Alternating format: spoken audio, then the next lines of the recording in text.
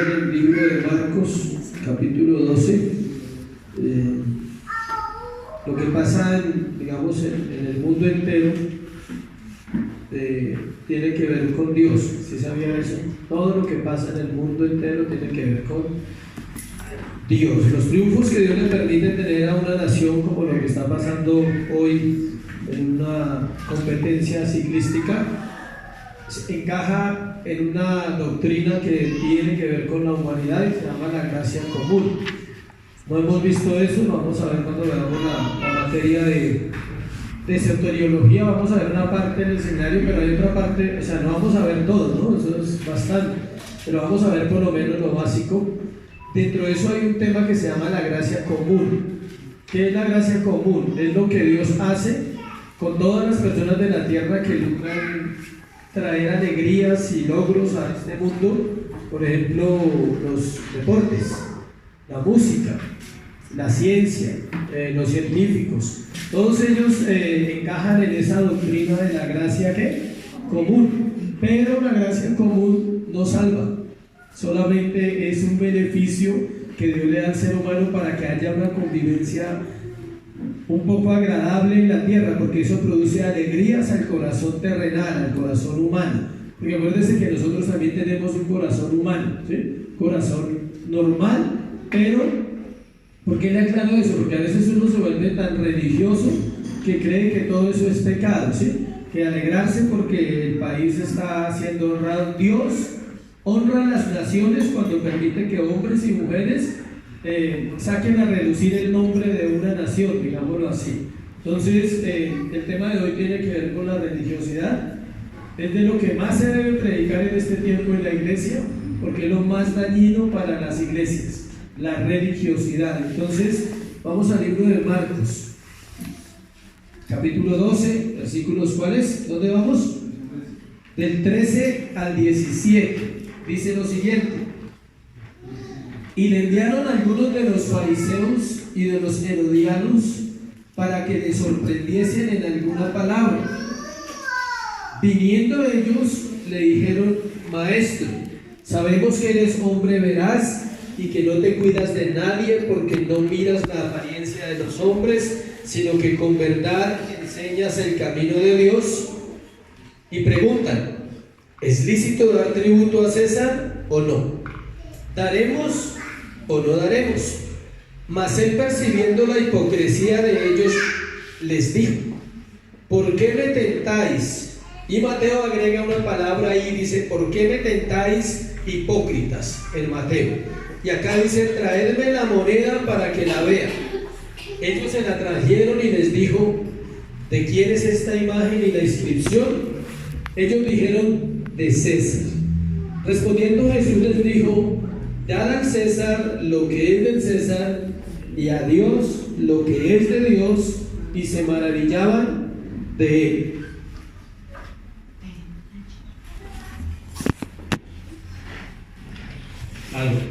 Vamos a orar entonces, a darle gracias a Dios. Padre, hoy te damos gracias por tu palabra, Señor. Gracias por la vida, primeramente, por tener la oportunidad de conocerte, de servirte, Dios, por venir esta mañana a congregarnos y escuchar tu palabra. Y solo te podemos pedir una cosa, Dios: escudriña los corazones. Llega a lo oculto, Dios, del corazón, donde nosotros humanamente no podemos ver nuestra maldad y nuestro pecado, pero tu palabra sí puede ser transparente, Señor, y puede dar claridad de por qué a veces actuamos como actuamos, y es porque simplemente en nuestro corazón hay maldad. Pero tu palabra dice que tú nos salvaste y nos santificaste, Dios, y nos diste el privilegio de estar ahora en un proceso delante de ti. Por eso te damos gracias, Señor, en el nombre de Jesús. Amén y amén.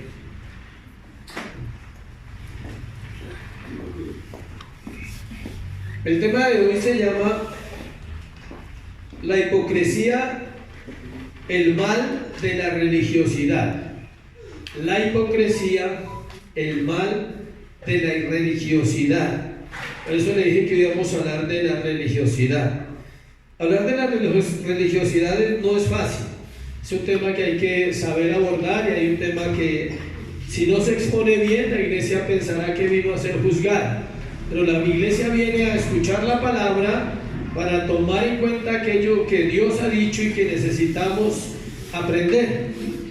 Luego de enfrentarse a la autoridad del Señor Jesucristo y salir perdiendo como sucede siempre que lo hacemos, los sacerdotes del pueblo seguirían intentando llevar a cabo su cometido, que era acabar con la vida de Jesús.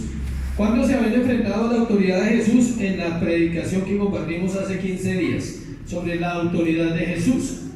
Entonces luego el Señor habla de la parábola de los labradores malvados, y ellos sabían que se refería absolutamente ¿a quién? A ellos. Marcos nos narra una serie de preguntas malintencionadas que hacían estos líderes, siempre buscando justificar su conducta pecaminosa, y fuera de lo que Dios había establecido, ellos tenían otras normas. Entonces ellos, habían ido contra la autoridad de Dios, habían fracasado. Dios les narra la parábola de los labradores malvados. Ellos se sienten aún más confrontados para llegar hasta donde vamos a compartir esta mañana. Estamos enfrentando una crisis en cuanto a la imagen del hombre en el mundo entero. No es la crisis de los que estamos esta mañana acá, aunque nosotros hacemos parte de esa crisis. Escuchen, el Evangelio es poderoso y el Evangelio fue dejado en la tierra para transformar el corazón del hombre.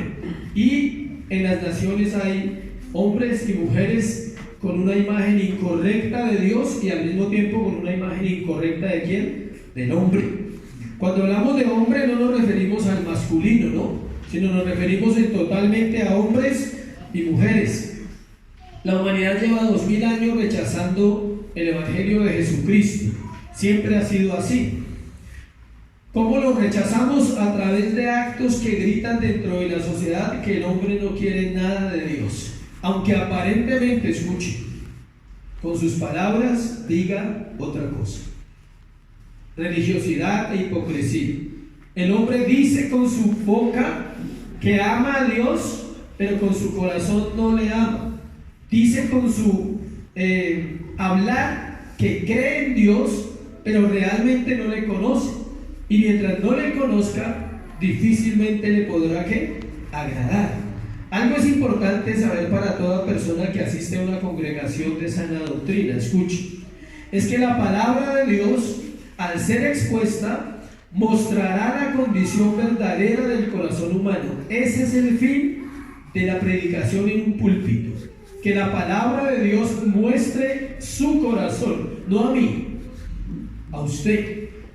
El predicador dice la palabra tiene el poder del Espíritu Santo y ella debe mostrarle al creyente su condición exactamente como está.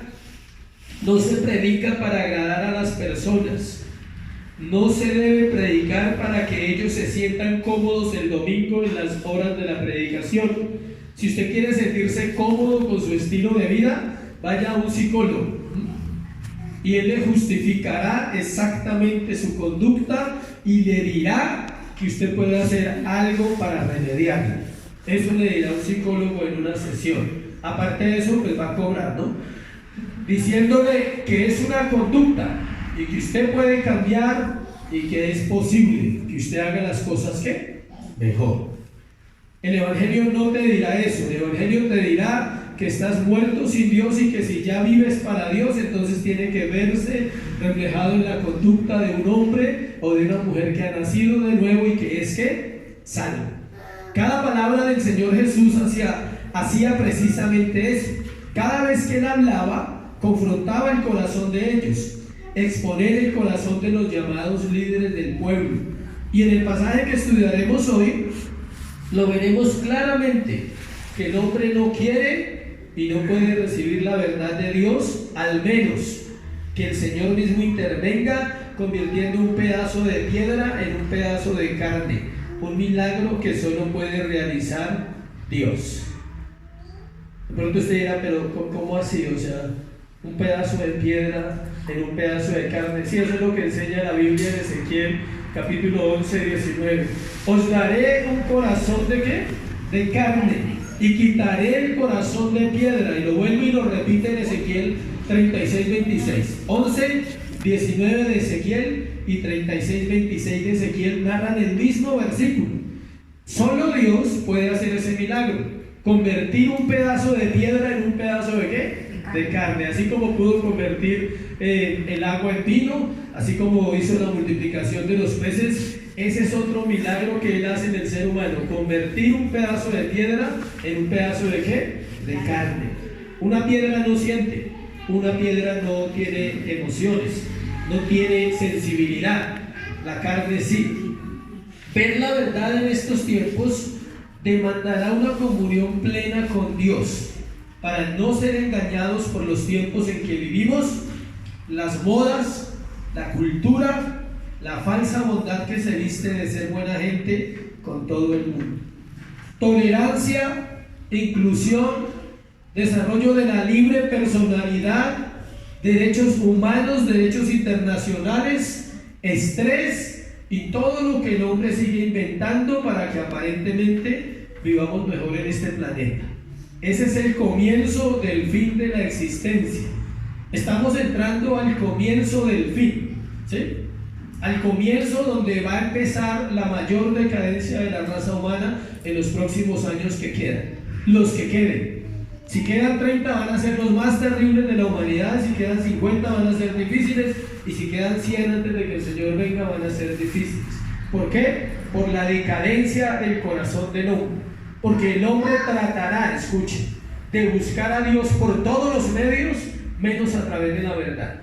Tratará de llegar a Dios para que Dios haga algo por él, pero no llegará a través de la verdad, llegará a través de sus propios medios, de las religiones, de las obras, de los conceptos falsos, y esos conceptos falsos serán reforzados a través de la historia que está en la Biblia, que debe cumplirse, las profecías de que el mundo entrará en una era de impiedad como pocas han existido.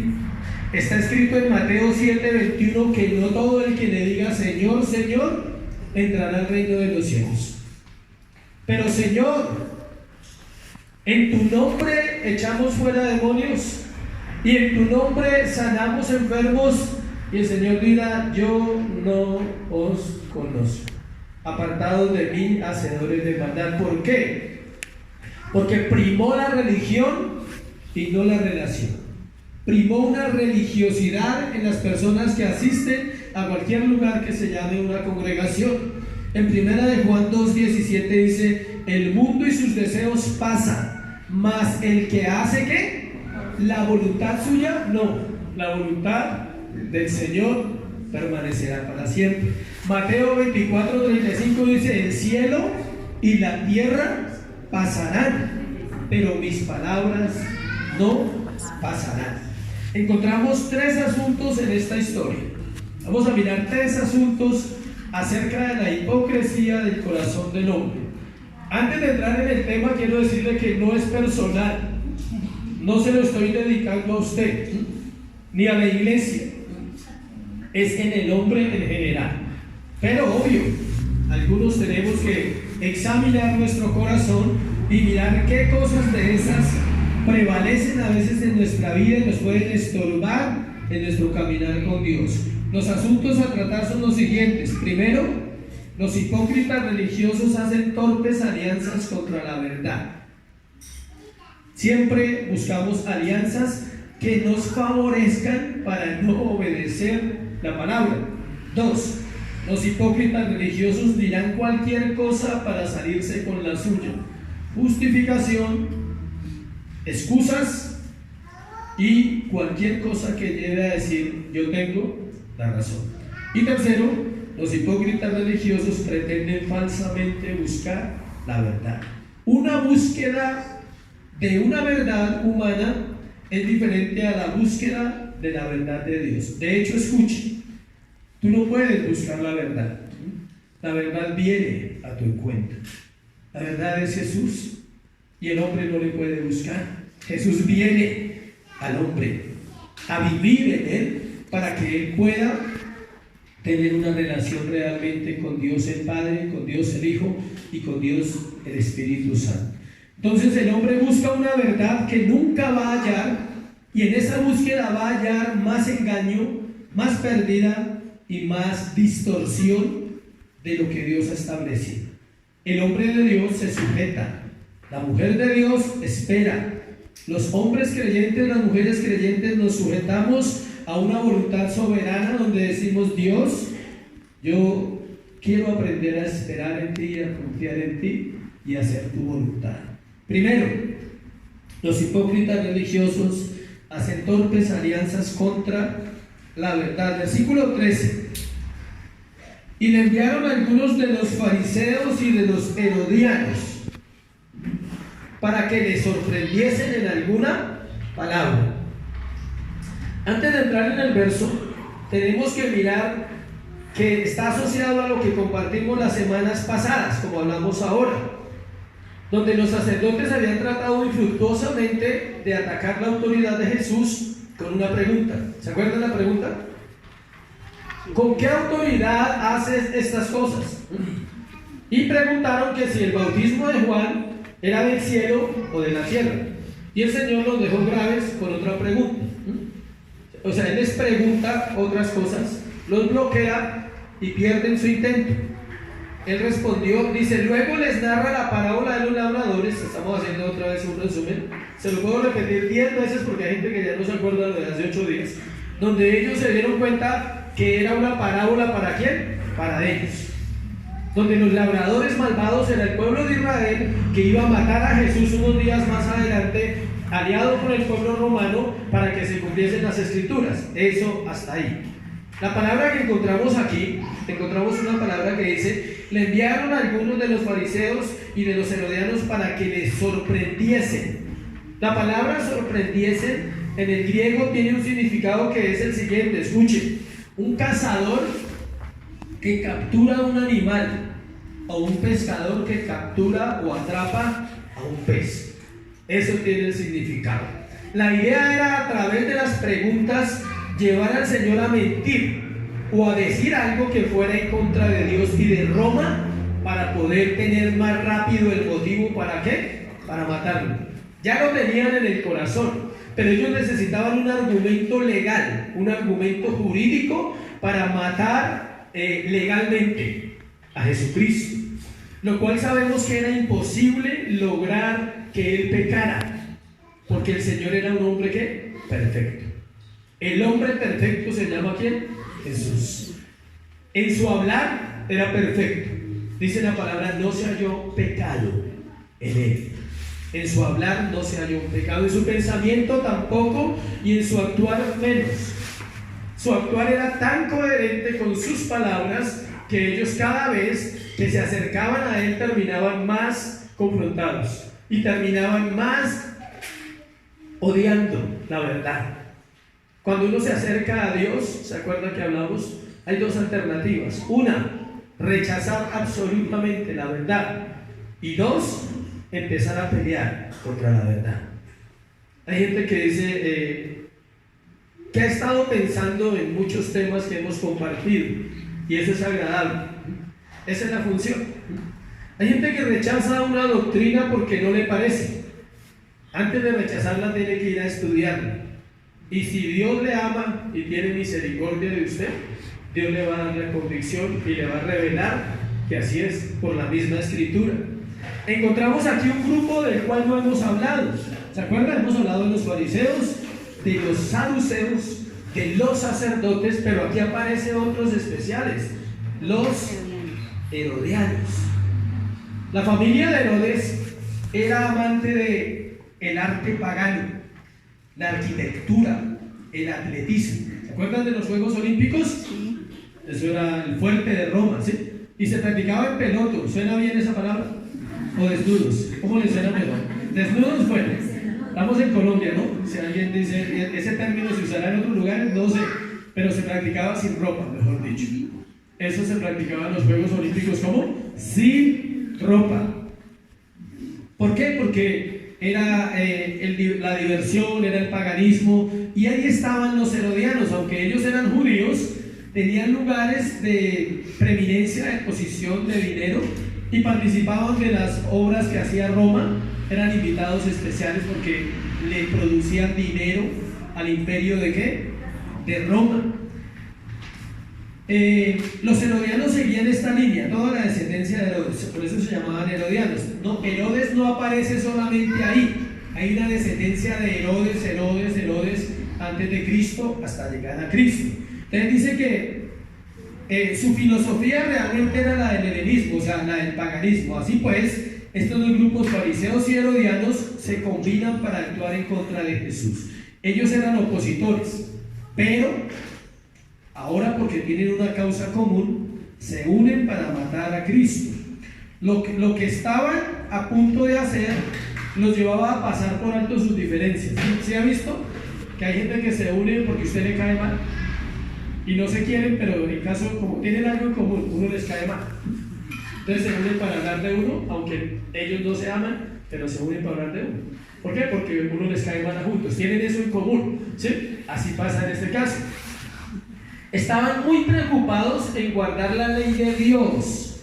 Los que estaban, ellos se preocupaban aparentemente por eso, y los que seguían la línea más cómoda no tenían mayor preocupación por los mandamientos divinos. O sea, el grupo de los fariseos se preocupaba por guardar la ley de Dios, los herodianos eran más livianos, ellos les daba igual, pero sí tenían en común un propósito: deshacerse de Jesús.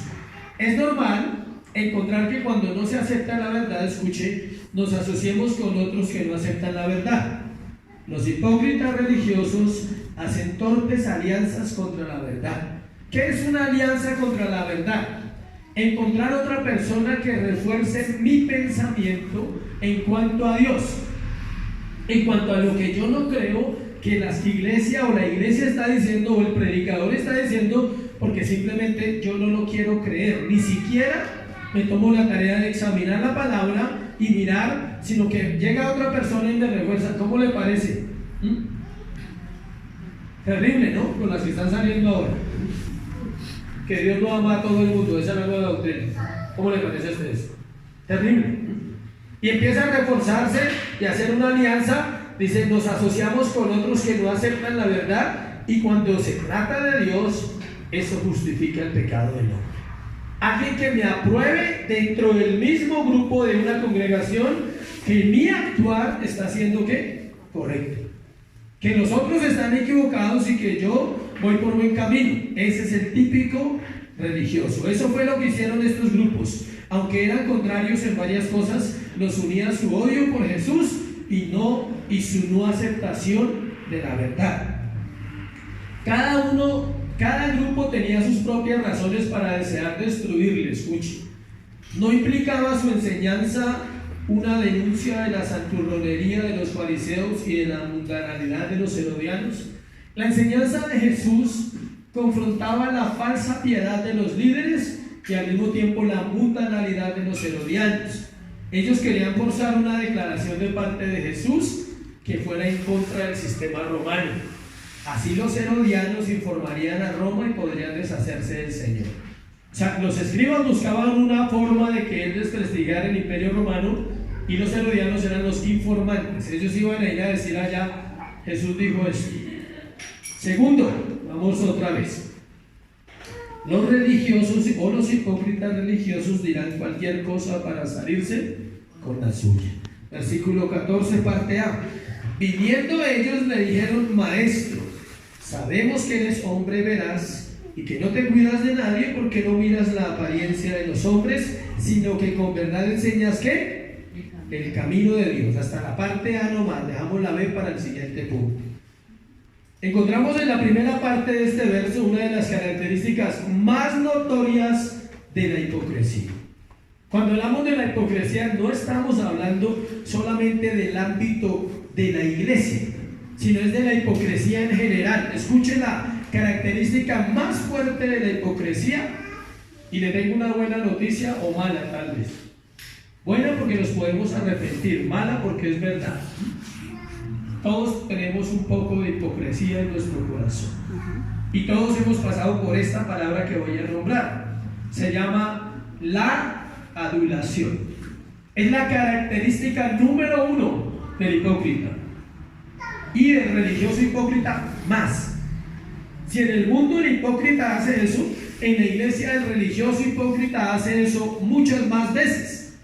Es la falsedad para decir algo bonito y agradable con un corazón incorrecto. Encontré una definición de chisme muy buena que no había escuchado. Tenía otra, pero esa me cambió mi pensamiento. Chismoso es decirle a otro lo que tiene que decirle a otra persona. Eso es chisme. ¿Escuchó? Chismoso es decirle a otro lo que no debe decirle a él, sino decirle a otra persona. ¿A quién? Del que está hablando. Eso es. Me gustó esa definición, muy sencilla y muy acertada. Escuche, eso también tiene que ver con la adulación, porque lo adula de frente y por detrás va y ¿qué? Habla mal de la persona. Al no tener el carácter y el valor de decir las cosas de frente, el hipócrita termina siendo un adulador. Vamos a mirar qué fue lo que ellos le dijeron al Señor. Ellos nunca le dijeron a Jesús, mire cómo debería ser la honestidad y el carácter de un hombre de Dios. Si ellos hubiesen sido hombres de Dios, le hubieran dicho así: Jesús, estamos planeando matarte hace rato. No toleramos tus sermones y no nos importa lo que tú digas. Vamos a seguir haciendo lo que se nos da la gana. Esa era la sinceridad que debían haber tenido con Jesús. Te repito, no estamos de acuerdo con tus enseñanzas. Esta actitud ocurre en el cristianismo también. Al ser confrontados por la verdad, no la aceptamos. Entonces murmuramos contra la autoridad y de la forma como se hacen las cosas. Escuchen, pero aún adulamos para hacerle creer a los demás que estamos de acuerdo, y por dentro hay solo falsedad e hipocresía. Se aplica no solo a la iglesia, gracias a Dios, ¿sí? Que no solo en la iglesia pasa. Se aplica también en los trabajos, con los jefes de los trabajos. Se aplica también en las relaciones personales, esposo, esposa, padre, hijos. Se aplica.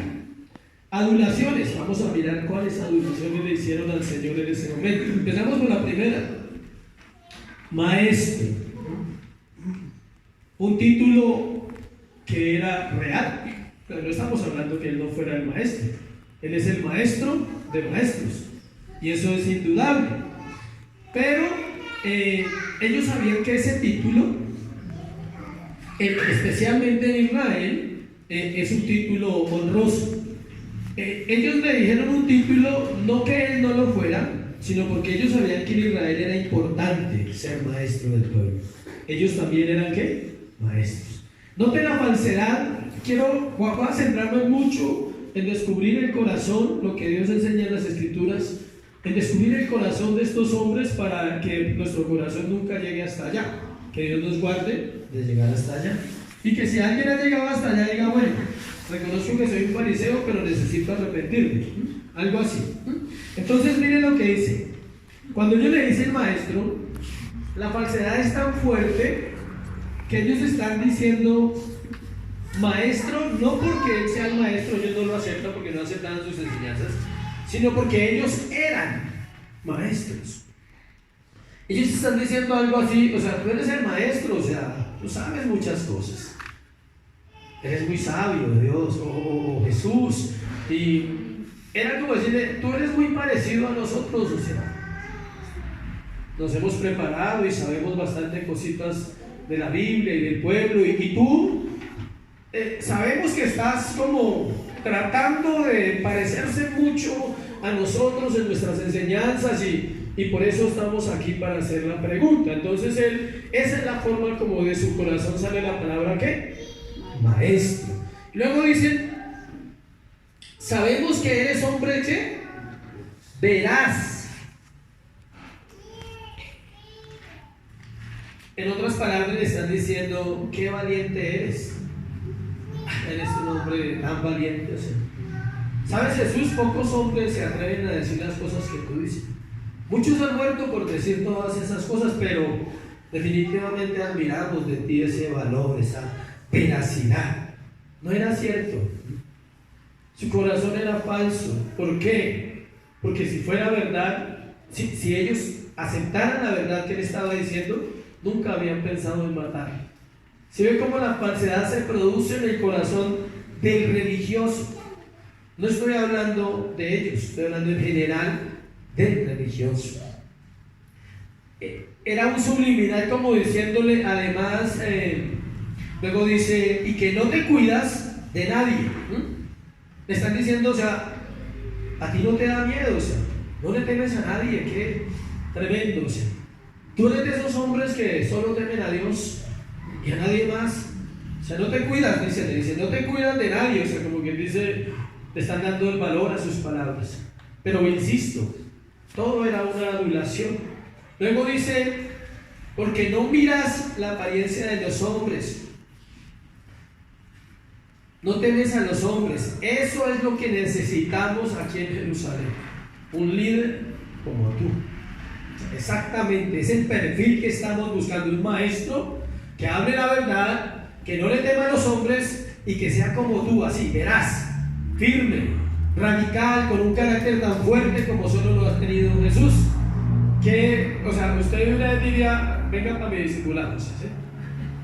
O sea, inmediatamente usted piensa y se toca meter estos manes acá porque pues ellos la tienen clara, o sea, está claro en que ellos aceptan la verdad. Salmos 5:9. Salmos 5:9.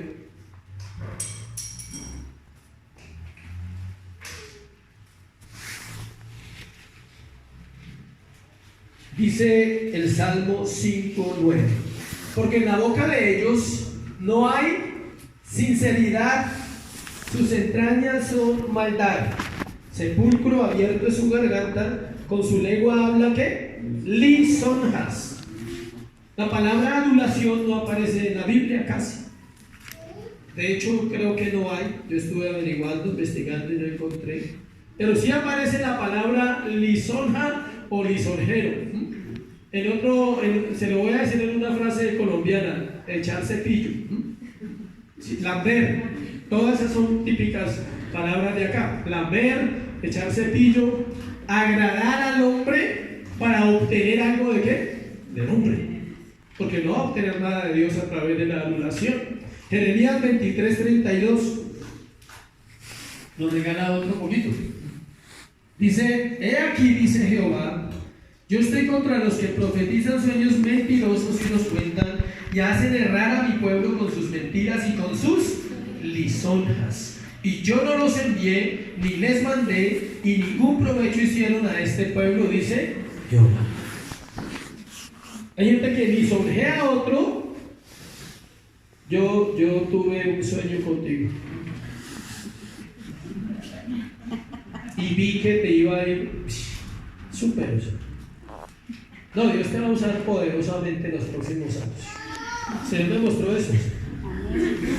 ¿Sí me explico para dónde vamos? Así es la típica religiosidad y se mueve tristemente dentro de las congregaciones. El super, hiper, mega, recontra, requete espiritual. El hermano mega, ¿sí? El que tuvo la visión y la revelación y anoche soñó que la iglesia iba a ser la más grande del mundo.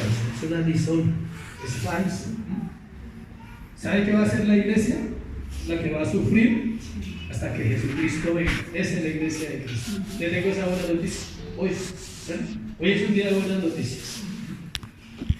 La lisonja es eso, es decir mentiras de algo que no hemos visto, no sabemos cómo va a suceder, no sabemos si va a suceder, pero nos atrevemos aún a decir que eso fue orando que yo lo vi y lo recibí. Romanos 16:18.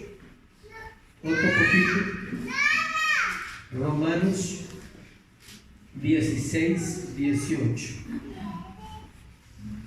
Porque tales personas, está hablando Pablo, no sirven a nuestro Señor Jesucristo, sino a sus propios vientres, y con suaves palabras y lisonjas engañan los corazones de los ingenios. Lo triste es que hay gente que les cree. El religioso le hace daño a los nuevos, porque el nuevo llega con una intención a la iglesia de conocer a Dios de corazón, ¿sí sabía? La gran mayoría de veces cuando nosotros venimos a una iglesia siendo personas nuevas, venimos con una sola intención: conocer a Dios. No tenemos ni idea de lo que es un sistema eclesiástico, un sistema de iglesia, digámoslo así. No sabemos, pero confiamos que ahí están hablando de la Biblia y que ahí están diciendo la verdad. El religioso le hace daño a ese tipo de personas, porque por lo general lo adula.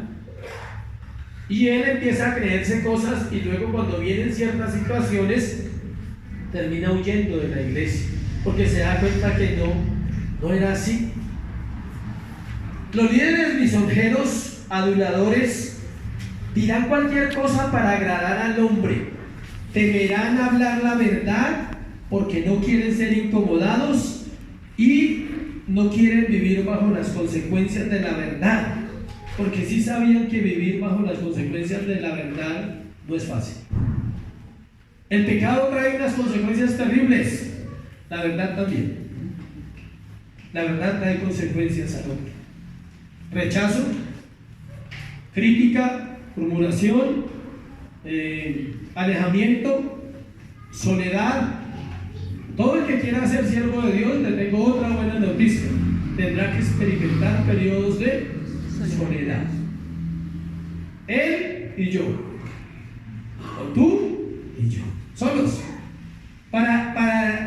como para organizar ese cerebro que viene del mundo, esa naturaleza que viene del mundo. Pablo lo hizo. Pablo se fue a Arabia 3 años después de que tuvo el momento de la conversión. Varios hombres lo hicieron, solo. ¿A qué se fue? A desvirtuar todo su conocimiento religioso, porque si alguien era religioso, ¿era quién? Por eso Dios lo usa tan tremendamente para hablar de ¿qué? De la gracia, porque Dios le desmonta esa película y dice: Pablo, tú eres bien religioso. O sea, ¿cómo era adulador Pablo con Roma? Pablo le decía a los sacerdotes, a los que eran autoridad: yo tengo cómo eliminar a los cristianos, ¿es así? Denme las cartas y yo voy. Porque nosotros tenemos la verdad. Porque ustedes son los hombres de Dios aquí en Roma, entonces hay que acabar con esa plaga. ¿Listo? Esa era la forma de Pablo ser un ¿qué? Religioso. Ellos veían a Jesús como un mentiroso, engañador y farsante, pero nunca tuvieron el valor de decírselo en la cara. Nunca. Dirían cualquier cosa para salirse con la suya, pero nunca dirían que lo que tenían en su corazón a Jesús. Nunca le dirían: ¿sabe qué? Para nosotros usted es un mentiroso, usted no es el Mesías, usted es un impostor que se hace pasar por el Mesías y a la final pues un día se lo vamos a matar. Listo. Ellos no eran capaces de decir eso. Dirían otras cosas. Note usted, si a usted le gusta investigar, cada vez que encuentra los pasajes donde hubo encuentros con Jesús, lea el versículo final del pasaje que estamos estudiando hoy. Lean Marcos capítulo 12, versículo ¿qué? 17. Ese es el último versículo de hoy, para mostrarle una cosa que así terminaban las conversaciones siempre con ellos. Dice: respondió Jesús y les dijo: dad a César lo que es de César y a Dios lo que es de Dios. Dice que se maravillaban de él, pero las Biblias que tienen las letras en rojo no dicen que esas palabras las dice Jesús, las dijo Marcos, las escribió Marcos. O sea, ellos siempre daban la apariencia de decir: uff, tremendo, wow, o sea, nadie ha enseñado como él. De pronto hasta alcanzaban a debatir entre ellos: ¿y cómo te pareció lo que dijo Jesús? O menos. Pero no es cosa del otro mundo, ¿sabes? Hemos visto cosas mejores, ¿sí?, que lo que él dice. Ellos debatían así en su. Y varios términos, varios momentos, usted investiga ahí, no tengo el tiempo. Cuando termina la conversación de las confrontaciones, como dice, y se admiraban de su doctrina, porque enseñaba como quien tiene ¿qué? Autoridad. Siempre ellos eran así. Ellos harían cualquier cosa para salirse con la suya, pensando que su corazón no era descubierto, pero estaba totalmente ¿qué?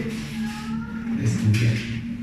Decirle que con verdad enseñas, acá volvemos al texto donde estamos, Dice, sino que con verdad enseñas el camino de Dios, cuando sus ataques habían sido constantes desde el inicio de su ministerio, habían tratado de destruir la reputación del Señor muchas veces. Si ve hasta dónde era la adulación, ahí le dice, sabemos que con verdad enseñas el camino de Dios.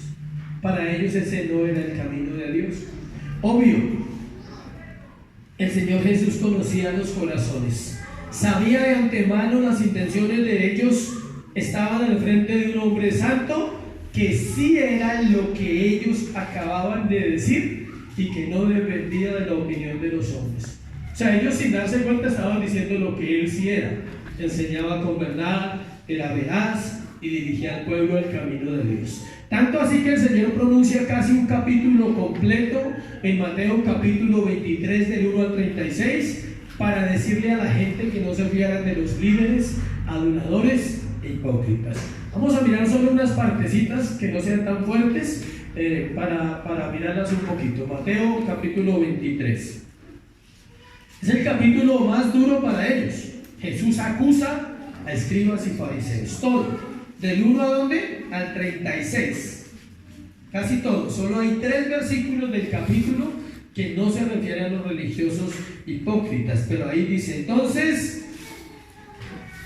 Voy a empezar en el 1 y me voy a saltear algunos. Entonces habló Jesús a la gente y a sus discípulos diciendo, escucha,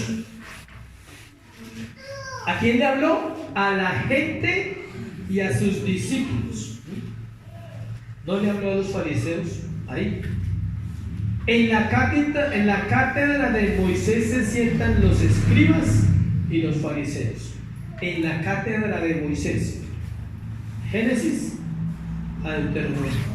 Esa es la cátedra de Moisés, los 5 libros de la ley.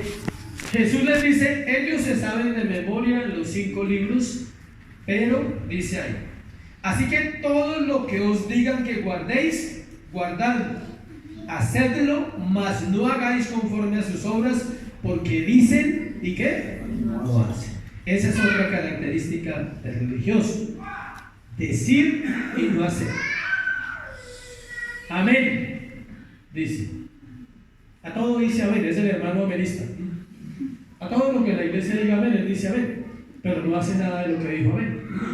Así estaban ellos. Pasemos ahí rápido a uno que está en el 14. Hay de vosotros, escribas y fariseos hipócritas, porque devoráis las casas de las viudas y como pretexto hacéis largas oraciones, por eso recibiréis mayor condenación. Ellos impresionaban a la gente con su oratorio, oraban, iban a las casas donde las viudas, ahí dice exactamente, iban donde las viudas y oraban por ellas largos ratos para impresionarlas. Pero resulta que las viudas, la mayoría tenían ¿qué? Dinero.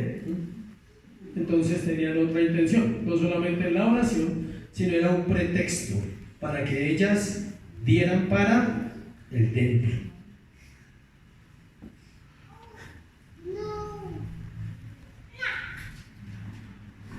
23, se conoce como, algunos estudiosos dicen se conoce como los ayes contra los fariseos. Hay hartos ayes en la Biblia, en Apocalipsis también, y en otros libros también. Dice el 23, ay de vosotros escribas y fariseos hipócritas, porque diezmáis la menta y el comino y el eneldo, y dejáis lo más importante de la ley, la justicia, la misericordia y la fe. Esto era necesario hacer sin dejar aquello. ¿Sí ven? Algunos dicen que Dios no habla del diezmo en el Nuevo Testamento. Él dice diezmen, lo que quieran, tiempo, dinero, ahí habla de la venta, de cantidad de cosas. Dice, pero eso no garantiza su conducta. Algunas personas en las iglesias diezman y se creen santos porque diezman. El diezmo no santifica, ¿sí saben? El Espíritu Santo sí santifica. Él es el que hace la obra de santificación. Pero el Señor dice al final, dice, eso es necesario hacer sin dejar de hacer ¿qué? Aquello. ¿Qué es aquello? Justicia, misericordia y fe. Hay gente que diezma y no tiene nada de misericordia con nadie. Cree que con eso ya está salvando su responsabilidad de tener ¿qué? Misericordia con los demás. No es justo. porque está haciendo algo mecánicamente y no está haciéndolo con un corazón que íntegro. Dejémoslo hasta ahí y volvamos a Marcos, capítulo 12, donde estamos. Tercero y último. Los hipócritas religiosos pretenden falsamente buscar la verdad. Vamos del 14a al 17, que es el pedazo más largo. 14a al 17. Empecemos en el 14a donde quedamos. 14b, perdón, al 17. Gracias. Dice, encontramos otra vez la pregunta, ¿no? Las preguntas son tan importantes. Empieza una vez más la preguntadera. Los religiosos tenían el mal de la preguntadera, ¿sí? Ellos tenían a Jesús asediado de preguntas, pero no preguntas con buena intención, sino preguntas con mala intención. ¿Es lícito dar tributo a César o no? Hay dos preguntas, escuchen, no una sola, hay dos. ¿Es lícito dar tributo a César o no? ¿Daremos o no daremos? Note que ellos trataban de encerrar la respuesta. Ellos ya iban con su intención, decían, tiene que responder sí o no. Ellos no decían, explíquenos, ¿qué dice la escritura de Jesús? Queremos aprender. Ellos nunca decían eso. Maestro, nos vamos a sentar al lado tuyo y necesitamos esa cátedra de las finanzas, de los impuestos, de los gobiernos. Eso encierra una cantidad de cosas. No, ellos querían un sí para condenarlo y un no para condenarlo. ¿Sí ven la sagacidad del religioso? El religioso quiere que un sí cuando él cree que tiene la razón y un no que justifique su conducta. Siempre quiere eso. ¿Daremos o no daremos? Dos preguntas en una y ambas con las mismas intenciones malas. Vamos a mirar a qué se refieren esas dos frases. El tributo al cual se refiere este pasaje era un impuesto per cápita, que después de la deposición de Arquelao, en el año 6 después de Cristo, el procurador cobraba a todo varón adulto de Judea, e iba directamente ¿a dónde? Al tesoro imperial. Es fácil entender por qué a los judíos devotos les era chocante tener que pagar el impuesto mientras ellos amaban la libertad. O sea, era una lucha para los judíos pagar ese impuesto a Roma, pero estaba impuesto a los varones. La moneda que se usaba para pagar llevaba la imagen del emperador, a quien se atribuía carácter divino y pretendía tener autoridad suprema no solo en asuntos políticos, sino también en asuntos ¿qué? Espirituales. Era el sumo pontífice, era el emperador y era el sumo pontífice. Además, la moneda le recordaba a los judíos que era una nación vasalla, que era una nación bajo imperio, bajo esclavitud. ¿Sí ven? Uno da al César lo que es del César y a Dios lo que es de Dios. Sí, pero no sabe ni qué significan esos versículos. Y se vuelve no, hay que dar al César lo que es del César. Eso es así. Hay que dar a Dios lo que es de Dios. Y ya. Ellos esperaban una respuesta en contra de los impuestos, debido a que los judíos odiaban a Roma, porque Roma los tenía oprimidos no solo con ese impuesto, sino con muchos más impuestos. Aparte de eso, no era fácil para una nación que se cataloga como el pueblo de Dios estar pagando impuestos a una nación que pagana. Se apoyaban, ellos decían, los fariseos decían que no era justo pagar ese impuesto porque estaban ayudando a la idolatría, porque la moneda traía la imagen del César y escuche, por un lado decía sumo pontífice y en el otro lado estaba la cara del emperador que había muerto, que era Augusto César, este era Tiberio, y era como si fuera un dios. O sea que el emperador actual de ese momento era hijo de Dios. Pero esto es muy sencillo, miren. Eso todo tenía que ver con la venida de ¿quién? De Jesús. Lo vimos aquí en las iglesias de Apocalipsis. Predominaba ¿qué? El culto imperial. Versículo 15, vamos ahí abajito. Mas él, percibiendo la hipocresía de ellos, les dijo: ¿por qué me tentáis? Traedme la moneda para que la vea. El Señor les dice, ¿por qué me tientan? ¿Sí? No voy a caer en su juego. ¿Sí? Tráigame una moneda. Mateo 22, 18, que es el paralelo de este texto, añade una palabra que lo leí cuando empezó el tema. ¿Por qué me tentáis, hipócritas? Dice Mateo. Marcos no pone la palabra, pero Mateo sí dice que les dijo así. ¿Por qué me tentáis, partida de tales, hipócritas? ¿Sí? Y ellos esperaban una respuesta hacia alguna de las partes, decir un no o decir un sí. Si decía que no, entonces Roma lo acusaría de revolución contra el imperio, rebelión. Y si decía que sí, entonces el pueblo judío le rechazaría y perdería su prestigio. O sea, sí o no, iba a perder. Y manda a traer la moneda de Roma. Escuche lo que pasó ahí en ese momento. Probablemente tardaron en traer la moneda. ¿Por qué? Porque los fariseos no cargaban monedas. Ellos no la portaban porque lo veían como un acto de idolatría. Acuérdense que estamos hablando de los religiosos, ¿sí? Ellos no cargan, que no vamos a contaminar, ¿sí? El religioso es el que se contamina con algo, ¿sí? El que cree que si llega un pecador y se sienta al lado de él, lo está contaminando, ¿sí? Ese es el religioso, ¿sí? Cuando menosprecia a aquellos que están en el mundo, tengan cuidado con esto. No tenemos derecho a compartir con ellos sus hábitos, sus conductas pecaminosas, pero no somos quienes para qué juzgarlos y rechazarlos. Pero ellos eran ese tipo. Nosotros llevar una moneda de esas, imposible. Miren lo que dice. Al llevar la imagen del emperador Tiberio César, quien fue hijo de César Augusto, y según los romanos César Augusto había sido un dios, estaban diciendo que el emperador era el hijo de Dios. No hijo de Dios, el hijo de Dios. El mismo nombre que se usa ¿para quién? Para Jesús. La moneda era de plata. Su valor era de un denario, que era el salario del jornal. ¿De cuánto? Un día. 27.000 está. ¿Cómo está el jornal? 25. ¿30? No. 25. No, del día. No el salario mínimo, sino el día. Como en 25, 27 mil pesos. Dejémoslo en algo, 27. Eso era la moneda, si la pusiéramos hoy. Versículo 16. Ellos se la trajeron y les dijo: ¿de quién es esta imagen y la inscripción? Y ellos dijeron: ¿quién? De César. Le trajeron la moneda esperando que él condenara al Dios falso.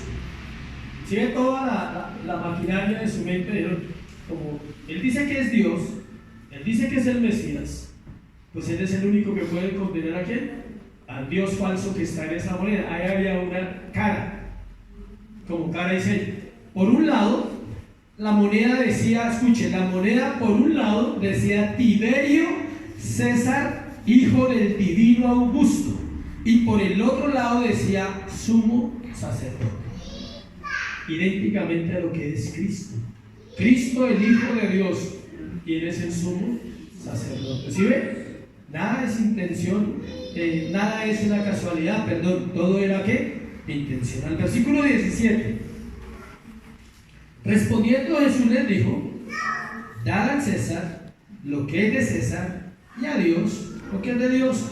Para finalizar encontramos la respuesta del Señor Jesús, la cual los dejó sorprendidos totalmente. ¿Qué esperaban ellos? ¿Sí o no? Y así le pasa a la gente: deme un sí o deme un no, pero deme algo. Y uno les puede dar un sí o no. Mire, la Biblia dice eso. Uno como consejero, como siervo, nunca le puede decir a la gente: sí, así como usted dice. No. Esto dice la palabra, o vea tal parte, y lees y cuentas. La respuesta no tiene nada de sorprendente si miramos las Escrituras. Es una obligación, escuche iglesia, de todo pueblo, en todas las naciones de la tierra, pagar impuestos al gobierno. Eso no es antibíblico. Y eso no es para el mundo, entonces ya seríamos rebeldes al Estado. El Estado construye carreteras, hace cosas y eso tiene que salir del pueblo, del bolsillo del pueblo. Es Dios mismo quien instituye los gobiernos de la tierra. ¿Quieres saber dónde está eso? Se lo voy a mostrar a propósito. Romanos capítulo 13, versículo del 1 al 7. Sométase toda persona a las autoridades superiores, porque no hay autoridad sino de parte de Dios, y las que hay por Dios han sido establecidas. Este tema no es fácil. ¿A usted no le gustan los hombres que nos gobiernan? A mí tampoco. Pero hay que orar por ellos. Punto. Eso dice la Biblia.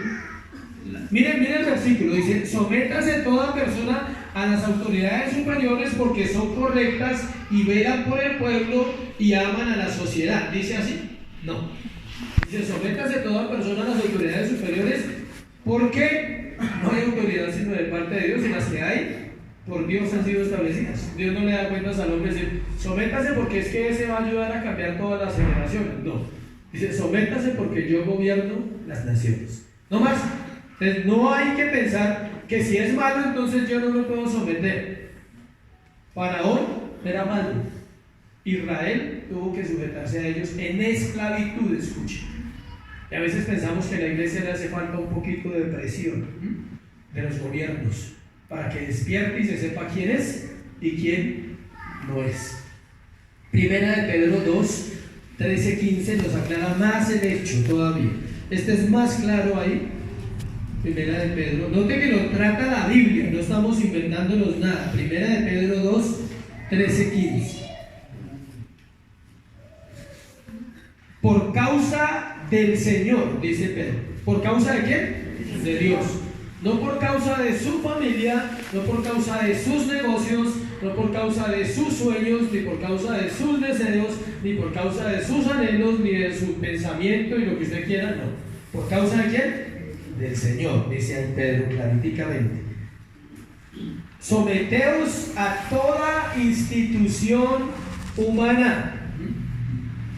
Al ejército es una institución humana, hay que someterse. Señor, sus papeles, no es que yo soy pastor. Le das un palazo de una vez para que aprenda. ¿Me permite la cédula? No, yo soy el santo de Israel, ¿es así? Yo fui justificado y lavado con la sangre, ¿usted no sabía eso? ¿Por qué me piden mis papeles? Eso es a toda institución que humana. ¿Que es impía? Sí. Pero si Dios la estableció en los gobiernos es para que el hombre aprenda a tener lo que más nos cuesta: sujeción. Escuche esto tan bueno. A veces nos sujetamos más a las instituciones humanas que a quién, que a Dios. Y en la institución humana siempre hay impiedad y maldad. En Dios no. Y Dios permite esos principios, esas leyes para decir: si te sujetas allá, yo te puedo ayudar a que no seas maltratado, a que puedas vivir una vida satisfactoria.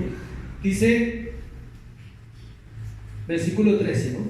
Ya sea al rey como al superior, ya a los gobernadores de todo lugar, todas las autoridades, como por él enviados para castigo de los malhechores y alabanza de los que hacen bien.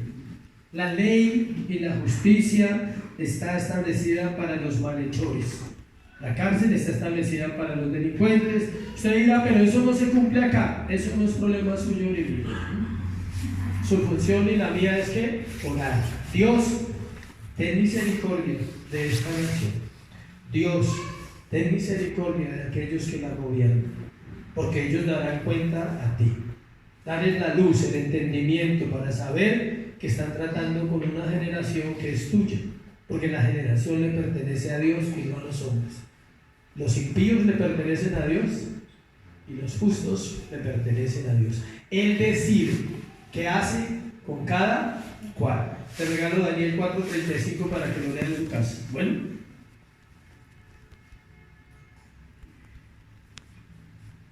El pueblo de Dios no solo debe someterse, también bien debe orar por los gobernantes. Primera de Timoteo 2, del 1 al 2. Primera de Timoteo 2, del 1 al 2, ahí está clarito. Pablo dice: exhorto, dice, de una vez arranca, dice exhorto, o sea, motivo, impulso, animo, ante todo a que se hagan rogativas y oraciones, peticiones y acciones de gracias por todos los hombres, por los reyes y por todos los que están en eminencia, para que vivamos como quieta y reposadamente en toda piedad y honestidad. Escucha, hay hombres sin ser cristianos que han ayudado al pueblo de Dios. Está Ciro, Isaías 45, está Darío, el rey Darío de Persia, está el rey Artajerjes, y aún en estas generaciones también hay gobernantes que se han inclinado a ayudar al pueblo de Dios. ¿Por qué? Porque Dios lo quiere. Aquí quiero desvirtuarle algo que de pronto usted escuchó alguna vez. Nunca en la tierra habrá un gobierno cristiano. No lo habrá. Por si alguien le vendió esa idea que vamos a gobernar y que vamos a ser los dueños de la tierra, no. Nunca habrá un gobierno cristiano. Nunca habrá una nación cristiana. Habrán cristianos de todas las naciones, pero no habrá una nación cristiana. De todo linaje, de toda lengua, de todo pueblo, de toda nación, habrán cristianos verdaderos. Pero nunca una nación será convertida totalmente. La Biblia no lo dice. Y si la Biblia no lo dice, pues nunca va a pasar. ¿Habrá gente de todo el mundo? Sí, creyentes en todo lugar del mundo. Porque usted se quite esa idea, esa fantasía, ¿sí?, de que vamos a ganar el mundo. No. Pero sí ha habido gobiernos que han favorecido a sus ciudadanos proveyéndoles paz, seguridad y protección.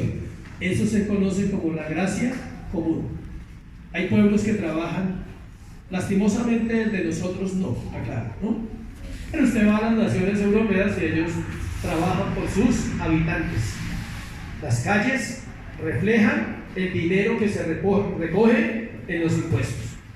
El sistema de vida es muy diferente al de nosotros en cuanto a la parte económica. ¿Por qué? Porque los gobiernos invierten en la gente. Se roban una parte, pero no se roban todo como acá, ¿sí? Esa es la diferencia. Ellos sí toman los impuestos y los ponen ¿a qué?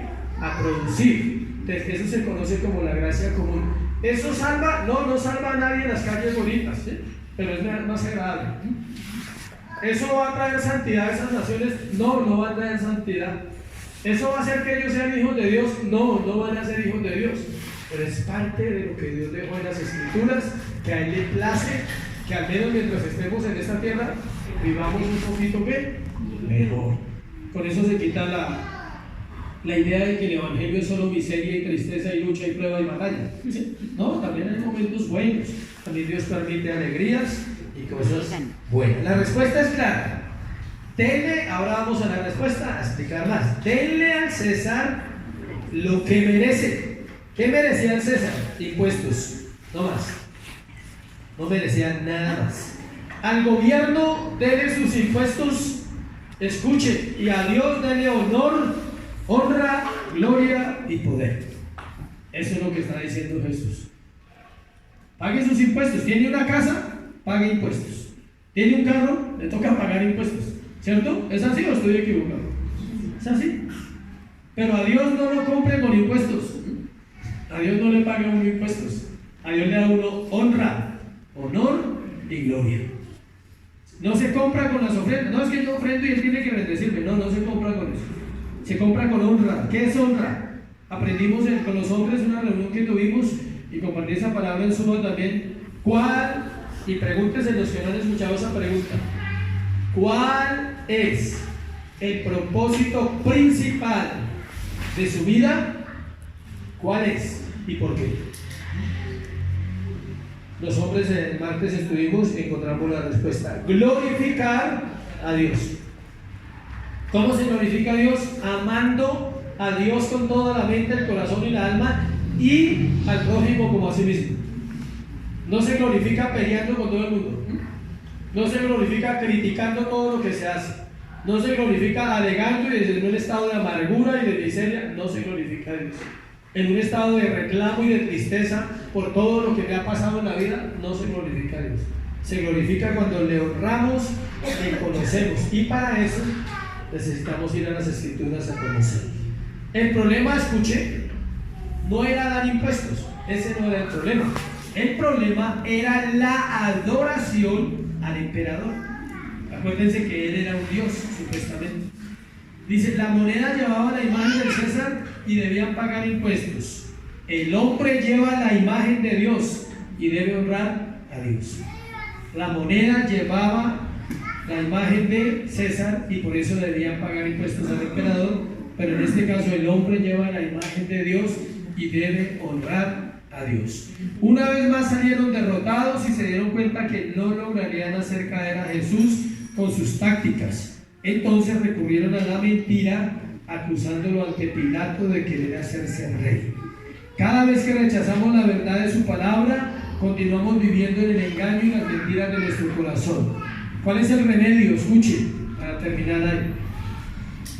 Un corazón en comunión constante, rindiendo cuentas a Dios, entendiendo que vivimos para glorificarle y lo hacemos sirviendo con un servicio genuino que guarda nuestro corazón de la falsedad. Amén. Póngase sobre sus pies, vamos a orar. Dale gracias a Dios, pidiéndole solo una cosa, una oración sencilla, que nos dé un corazón sincero para Él. Que a pesar de que siendo humanos fallamos tanto, podamos tener esa conciencia de decir, no quiero hacer preguntas con doble sentido. Tengo que aprender a reconocer cuando soy yo el que estoy fallando y me pueden ayudar. Amén. Padre, hoy te damos gracias por tu verdad y por tu palabra, Dios. Queremos aprender a llamarte maestro no con falsedad, Dios, sino porque realmente tú eres el maestro. Eres aquel que enseña, Dios. Eres aquel que dirige el corazón del creyente hacia la verdad, Dios.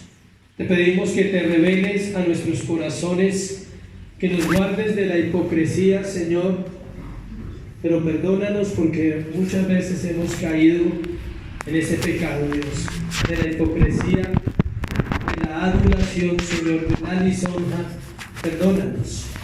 Cuando en la iglesia podemos ser unos y tal vez en casa hablamos mal de las cosas que se hacen en la iglesia. Tal vez en la iglesia damos la apariencia de piedad y de bondad hacia los demás, pero no estamos de acuerdo con lo que está sucediendo, Dios.